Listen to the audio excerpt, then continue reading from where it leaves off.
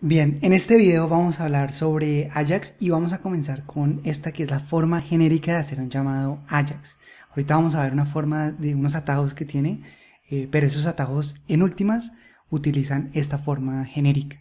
Comienza con el símbolo de jQuery, punto el método Ajax que recibe un objeto y ese objeto tiene unas llaves que ahorita vamos a ver porque son bastantes, pero las más comunes son el método, que si es get, que si es post, que si es delete, etcétera, etcétera, la URL y el data type, que es el tipo que esperamos recibir de este llamado. Hay muchas más llaves que uno puede agregarle ahí y esas uno las puede ver acá en jQuery, en la página de jQuery, api.jquery.com, y ahí vas a encontrar este título de Ajax y acá nos dice Low Level Interface. ¿Listo? Y ahí está ese método Ajax que estamos describiendo y está todas las posibles llaves que uno le puede agregar ahí a ese Ajax. ¿Listo? Ahí uno le puede agregar el tipo de datos que uno está enviando, el content type, la información que uno le quiere enviar al servidor, entre otras cosas que uno puede poner ahí. Entonces, darle una leída a esto es bueno para saber uno qué puede pasarle ahí a esas opciones de ese llamado. Y después, cuando ya el llamado es exitoso o falla, él va a llamar estas funciones que se pasan aquí como callbacks. A esto se le llaman unas promesas. Y por ejemplo, esta promesa del done recibe una función que se va a ejecutar cuando la respuesta se reciba y sea exitosa. Fail recibe una función que se va a ejecutar cuando la respuesta se reciba y haya fallado, y always se ejecuta independientemente si se ejecutó done o fail. Ahora veamos los atajos. Entonces recuerda que los atajos en últimas están llamando por debajo a esta función genérica de la izquierda. Acá tenemos esta opción get o este método get que recibe la URL como un argumento y después ya recibe las promesas igual que a la izquierda. Fíjate que uno puede omitir cualquiera de esas promesas o estos métodos always, fail y done. Acá tenemos otro de los atajos que es el post, donde uno le envía el URL y generalmente estos atajos tienen ciertas limitaciones. A veces uno ya se tiene que pasar a la forma genérica para agregarle, digamos, más opciones que no se pueden pasar aquí en los atajos. Aquí está otro que es getJSON, es muy parecido al de arriba del get, pero él ya sabe que lo que va a recibir es JSON, entonces él le hace el parse a la información y en este caso no le estamos pasando ninguna promesa o ningún callback, así que él simplemente va a hacer la petición y no más.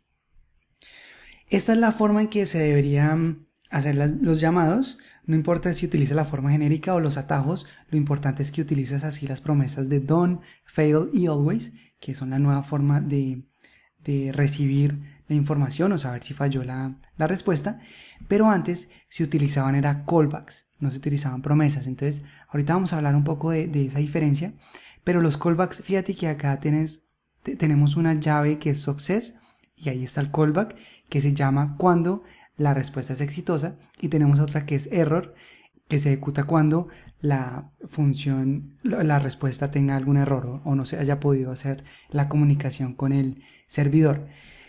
Las promesas dan una ventaja y es que le permiten a uno responder el método Ajax y en otra parte diferente definir las promesas. En cambio, acá fíjate que uno tiene que en el llamado Ajax definir inmediatamente los callbacks.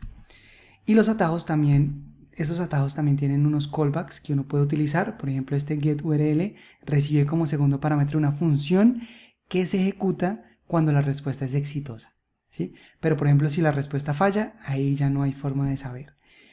Lo mismo el post y lo mismo el getJSON, ¿sí? Siempre, pero si la respuesta es exitosa, esta función o este callback en el segundo parámetro se va a ejecutar. Bien, ahora vamos a hacer un ejemplo ya en código. Entonces tenemos este archivo HTML, incluye jQuery y aquí vamos a escribir el código, ahí vamos a hacer una petición Ajax. Entonces escribamos esa petición y lo que vamos a hacer es un getJSON a esta URL y cuando la petición sea exitosa se va a llamar esta función. que lo único que hace es imprimir lo que recibió en esta petición. Pero lo primero que uno debe entender cuando hace peticiones de Ajax con jQuery, con JavaScript, es que todo ocurre de forma asincrónica. Por ejemplo, ¿qué pasa si ponemos un console log hola mundo aquí debajo de este llamado? ¿Será que se ejecuta este primero y después hasta que vuelva la respuesta ya después se ejecuta ese hola mundo? ¿O será que se va a ejecutar el hola mundo y después este console log? Entonces vamos a probar eso. Vamos, aquí ya tengo abierta esa página, voy a refrescarla. Fíjate que él apenas se cargue la página va a ejecutar la petición. Entonces refresquemos y fíjate que él ejecutó o imprimió, perdón, primero hola mundo y después la respuesta de ese llamado, que es esto, lo que nos devuelve ese JSON de esa URL que pusimos ahí. Eso lo que quiere decir es que este llamado es asincrónico. Uno lo ejecuta, pero él sigue con esta línea, él sigue la ejecución del programa, termina y ya cuando la respuesta vuelve, él ya ejecuta esta función, pero de forma asincrónica. Entonces veamos un poco qué significa eso de sincrónico o asincrónico. Cuando algo es sincrónico, la respuesta se recibe de forma inmediata. Por ejemplo, cuando uno tiene una conversación cara a cara, esa conversación es de forma sincrónica. Yo hablo, espero una respuesta de la otra persona, después vuelvo y hablo, es inmediato. En JavaScript hay muy pocas cosas que son sincrónicas, pero una de esas es el alert. Cuando uno muestra una alerta, él bloquea completamente el programa y hasta que uno no le da a aceptar, no continúa. También los diálogos de confirmar también son sincrónicos. Veamos un ejemplo de eso. Entonces, en vez de este llamado Ajax, vamos a hacer un alert que va a decir esto es una alerta. Y vamos a ver si cuando se muestra la alerta de una vez se muestra este hola mundo o si hasta que yo oprima el botón de OK se va a mostrar el hola mundo. Entonces refresquemos acá. En este momento se mostró la alerta, pero fíjate que no se ha mostrado el hola mundo. Hasta que yo no le doy OK, él ya ahora sí imprime ese texto hola mundo. Eso quiere decir que él bloquea el programa en este punto. De nuevo, eso es muy raro en JavaScript. En JavaScript casi nada bloquea y todo es de forma asincrónica. Ahora veamos entonces qué significa eso de asincrónico. Y es cuando la respuesta se recibe en algún momento en el futuro. Por ejemplo, cuando uno tiene una conversación por chat con otra persona, uno no espera ahí la respuesta, sino que uno sabe que esa persona puede estar ocupada y en el futuro eventualmente esa persona le va a responder. Un ejemplo de eso es setTimeout, que recibe un callback que se ejecuta cuando pase el tiempo que uno define en el segundo parámetro, en este caso 1000 milisegundos, es decir, un segundo, y eso es de forma asincrónica. Entonces probémoslo. Vamos aquí a hacer el setTimeout, que recibe dos parámetros, una función que es el callback y el tiempo que uno quiere que espere. En este caso vamos a esperar 3 segundos para que se ejecute este console log, que va a ser ya pasó el tiempo. ¿Listo? Entonces vamos a ver cuál console log se ejecuta primero. Refresquemos. Y fíjate que se imprimió primero hola mundo y a los 3 segundos ya nos sale que ya pasó el tiempo. ¿Listo? Es decir que él acá configuró el timeout, pero continuó con el programa, terminó y a los 3 segundos ya se ejecutó esta función que imprime este log. Bien, eso en JavaScript es muy importante entenderlo porque la mayoría de cosas ocurren asincrónicamente, como el caso del setTimeout o el Ajax también es completamente asincrónico. Entonces, estas funciones que se pasan en los métodos asincrónicos se le llaman callbacks, que significa, si uno hace la traducción, es como llámeme de vuelta.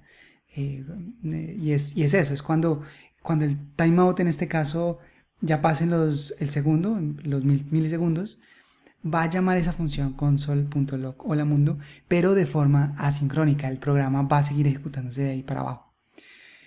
Sin embargo, eso puede generar un problema que en JavaScript se llama el callback hell, que es que una función tiene un callback que a su vez tiene otro llamado que utiliza otro callback y así sucesivamente, como en este ejemplo que estamos haciendo un get que recibe un callback como de la forma antigua. Ese callback tiene un set timeout que tiene otro callback que hace por ahí una animación, y esa animación cuando termina tiene otro callback, y ese callback tiene otro set timeout que tiene otro callback. Entonces fíjate que es difícil razonar sobre este código, es difícil saber este console log hola mundo cuándo se va a ejecutar, por ejemplo. Entonces, para facilitar ese razonamiento, también se inventaron algo que se llaman las promesas. Las promesas siguen siendo asincrónicas, pero el código parece mucho más sincrónico. En este caso, entonces, uno hace un get, después uno hace un then, que es parecido al done, fail y always que vimos en la primera diapositiva, pero también está esta opción then que permite encadenar estos métodos o encadenar estos llamados para uno decir, bueno, primero va a ser el get, después va a ser un timeout, después va a ser una animación y después va a ser un console log hola mundo.